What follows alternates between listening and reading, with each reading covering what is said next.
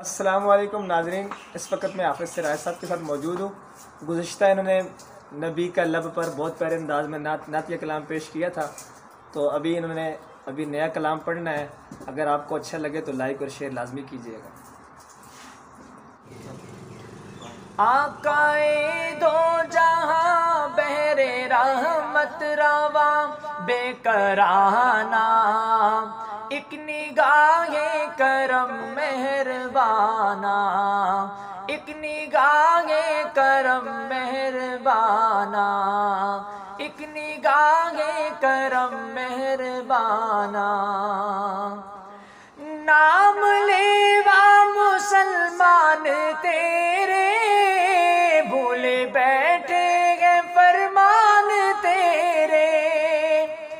नाम लेवा मुसलमान तेरे, भूले बैठे हैं फरमान तेरे, भूले बैठे हैं फरमान तेरे।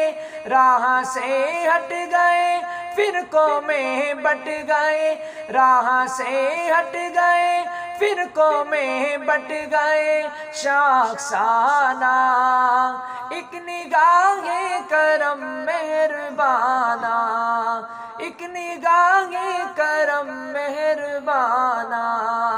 आकाए दो जहां बहरे रहमत रवा बेकराना, एक निगाहे करम मेहरबाना। तो नाज़रीन, अगर आपको ये दो शेर पसंद आए हैं तो इस वीडियो को ज़्यादा से ज़्यादा लाइक और शेयर कीजिएगा। अस्सलामु अलैकुम वरहमतुल्लाहि वबरकातुहू। शुक्रिया।